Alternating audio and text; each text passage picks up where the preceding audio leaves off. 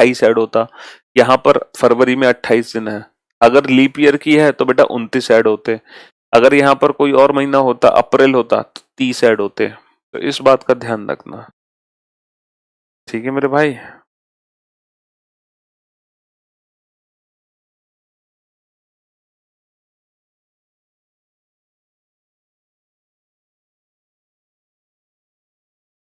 चलो, तो अब हम आते हैं रेफरेंस कैलेंडर वाले क्वेश्चंस पे। जो रेफरेंस कैलेंडर वाले क्वेश्चंस थे ना, वो क्वेश्चन कैसे सॉल्व करेंगे कि किसी भी पर्टिकुलर डेट मंथ ईयर को कौन सा दिन होता है।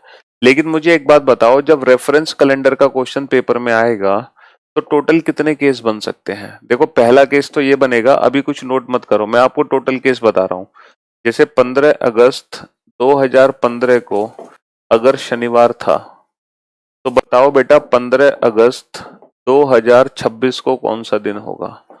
यानी कि पहला क्वेश्चन बनेगा जब डेट और मंथ तो सेम होंगे, डिफरेंस होगा ईयर्स में। दूसरा केस, 15 अगस्त 2015 को अगर शनिवार था, तो बताओ बेटा 26 जनवरी 2015 को कौन सा दिन होगा। दूसरा केस बनता है जब ईयर होते हैं सेम, डिफरेंस होता है डेट और मंथ में। तीसरा केस, 15 अगस्त 2015 को अगर शनिवार था, तो बताओ 26 जनवरी 2026 को कौन सा दिन होगा। तीसरा केस जब डेट मंथ भी डिफरेंट और ईयर भी डिफरेंट। एक भाई साहब सोच रहे हैं सर एक चौथा केस भी बनेगा। एक चौथा केस भी बनेगा, अगर 15 अगस्त 2015 को अगर शनिवार था, तो बताओ सर 1 अगस्त 2015 को कौन सा दिन होगा। सर ये चौथा केस है कि जब सिर्फ अंतर डेट में होगा, यानी कि मंथ भी सेम होंगे और ईयर भी सेम होंगे। ये चौथा केस है। किस किस ने सोचा है कि सर ये वाला केस भी बनेगा? किस किस ने सोचा इसके बारे में? किस किस ने सोचा सर ये वाला केस? पहला केस जब डेट और मंथ सेम, डिफरेंस ईयर में। दूसरा केस जब ईयर सेम, डिफरेंस डेट और मंथ में। तीसरा केस जब ईयर भी डिफरेंट, डेट और मंथ भी डिफरेंट। लेकिन कुछ लोगों ने ऐसा भी सोचा सर ये भी तो हो सकता है कि मंथ भी सेम हो और ईयर भी सेम हो, सिर्फ डिफरेंस हो किसमें? डेट में। तो जिसने ऐसा सोचा उनको मैं एक बात बता दूं कि ये क्वेश्चन तो हम कल ही कर चुके थे।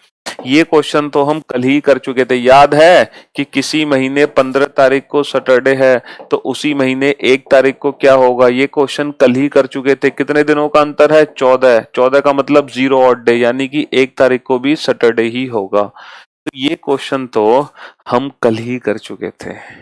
अबे मंथ का डिफरेंस हो तो गया, ये मंथ में डिफरेंट नहीं है, अगस्त और जनवरी, मंथ में तो डिफरेंस हो ही गया ना। और डिफरेंट डेट डिफरेंट ईयर हो तो गया, डिफरेंट डेट डिफरेंट ईयर, वो इसके अंदर आएंगे। तो कहने का मतलब है कि सिर्फ 3 ही क्वेश्चन बनेंगे, सिर्फ 3। पहला क्वेश्चन जब ईयर का अंतर होगा, दूसरा क्वेश्चन जब मंथ का डिफरेंस होगा। डेट तो भूल जाओ बेटा, डेट से कोई लेना देना नहीं है। पहला क्वेश्चन जब सिर्फ ईयर का डिफरेंस होगा, दूसरा क्वेश्चन जब सिर्फ मंथ का डिफरेंस होगा, तीसरा क्वेश्चन जब मंथ और ईयर दोनों का डिफरेंस होगा, जब मंथ और ईयर दोनों का डिफरेंस होगा। ठीक है, जब मंथ और ईयर। और ये कोई केस नहीं है, ये तो हम पहले ही पढ़ चुके हैं कि अगर सिर्फ डेट का अंतर है। आप सोच रहे हो अगर सिर्फ डेट का अंतर है तो कुछ मत करो, सिर्फ 15 में से एक 14 का अंतर, 14 का मतलब 0, सैटरडे का सैटरडे। ये तो क्वेश्चन हम कल ही कर चुके हैं बेटा, सिर्फ डेट के अंतर वाले। ठीक है, तो सिर्फ 3 ही केस बनते हैं बेटा। लीप ईयर का एग्जाम्पल दे दो, कल की क्लास कर लो बेटा, सारे लीप ईयर के एग्जाम्पल मिल जाएंगे तुम्हें। तो सिर्फ 3 ही केस बन सकते हैं, या तो ईयर का अंतर, या मंथ का अंतर, या दोनों का अंतर। ठीक है मेरे भाई, चलो अब एक एक करके हम इन सारे केसेस को पढ़ेंगे। ठीक है, एक एक करके हम इन सारे केसेस को पढ़ने वाले हैं। तो नोट डाउन करो बेटा, केस फर्स्ट लिखो, केस फर्स्ट। और कौन सा क्वेश्चन नंबर है ये? क्वेश्चन नंबर 8 हो गए, नवा क्वेश्चन नंबर 9। लिखो बेटा, यदि 15 अगस्त 2000 यदि 15 अगस्त 2003 को फ्राइडे था, यदि 15 अगस्त 2003 को शुक्रवार था, शॉर्ट फॉर्म में लिखो क्वेश्चन, तो बताओ 15 अगस्त 2015 को कौन सा दिन रहा होगा। तो हमें बताना है 15 अगस्त 2015 को कौन सा दिन रहा होगा। मुझे एक बात बताओ बेटा, यदि आज फ्राइडे है तो बेटा 15 दिन बाद कौन सा दिन होगा, 15 दिन बाद कौन सा दिन होगा। तो हम ये क्वेश्चन कैसे सॉल्व करते हैं सर, 15 दिन में ऑड डेज निकालते हैं, 7 दूनी 14, कितना बचा 1। अब क्योंकि कैलेंडर में हम आगे जा रहे हैं तो फ्राइडे +1 कर दो, फ्राइडे +1 सैटरडे। तो कहने का मतलब है अगर हमें ऑड डेज पता हो, अगर हमें ऑड डेज पता हो तो हम उसको प्लस माइनस करके डायरेक्ट बता सकते हैं कौन सा दिन होगा। अगर हमें ऑड डेज की वैल्यू पता हो तो हम उसको प्लस माइनस करके डायरेक्ट बता सकते हैं कि कौन सा दिन होगा, हाँ कि ना। हाँ सर। तो अब आपको यही करना है कि ऑड डेज की वैल्यू पता लगानी है बेटा। 15 अगस्त ये तो 0 है, 15 अगस्त ये तो 0 है ऑड डेज, यहाँ तो कोई डिफरेंस ही नहीं है। हाँ डिफरेंस है बेटा इसमें 2003 और 2015। ये बताओ बेटा कितने दिन का अंतर है। सर दिनों का अंतर हमें क्या पता। अच्छा ये बताओ साल का अंतर कितना है। तुम दिन का अंतर नहीं बता सकते तो साल का तो बता सकते हो। ये बताओ कितने साल का अंतर है। सर 3 और 15 में 12 साल का अंतर है। अगर बेटा ये अंतर 12 साल की जगह, अगर ये अंतर 12 साल की जगह 12 दिन का होता, 12 दिन, तो कितने ऑड डेज होते, 7 कम 7 5 ऑड डेज होते।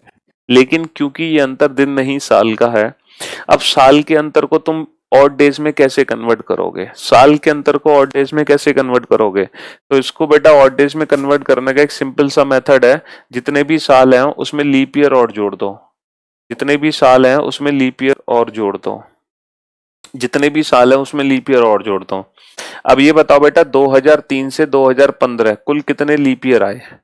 अब ध्यान से समझो बेटा, 2003 लीप ईयर है सर, नहीं, 3 के बाद आएगा 2004, 2004 लीप ईयर है, डेफिनेटली है, 4 से पूरा भाग गया। अब हर 4 साल बाद लीप ईयर आएगा, 2008 भी है और 2012 भी है। अच्छा तो 2016 है वो बाहर है, 2016 इससे बाहर है, तो सिर्फ 3 और 15 के बीच में कितने लीप ईयर आए, 3 लीप ईयर आए। बेटा वो 3 लीप ईयर इसमें जोड़ दो, और जैसे ही तुमने 3 लीप ईयर जोड़े ये बेटा बन गए ऑड डेज। ये क्या बन गए, ऑड डेज बन गए। बेटा 12 और 3 कितने होते हैं, 15।